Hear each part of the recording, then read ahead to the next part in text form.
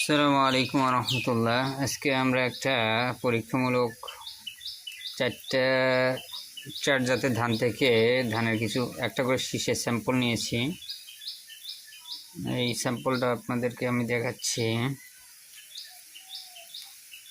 আচ্ছা, এই যে 4টে স্যাম্পল।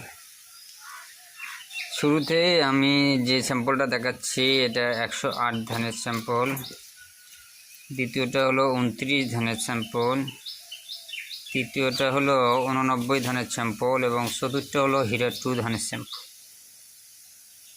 আচ্ছা, আপনারা এখন ডিফাইন্ড করুন। এই 29 এবং 89 দুটো একসাথে করলে একটা 108-এর কাছাকাছি চাই। আর এই যে হীরা 2-র ব্যাপারটা বলতেছি, সুবিধা হলো 108-এর ধানের ছড়াটা বিশাল ঘন এবং ধানের ঘনত্ব বেশি।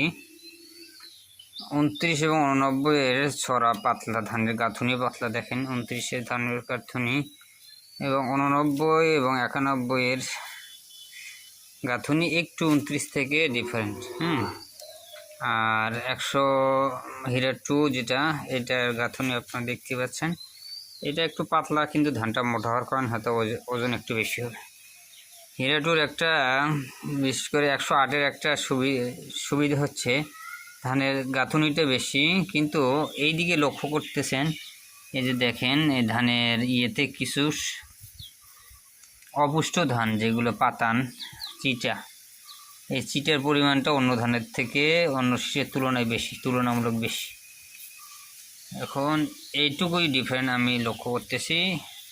এখন আপনাদের বিবেচনায় পরবর্তী মৌসুমে আপনারা কী ধান করবেন সেটা আপনাদের বিবেচনায়।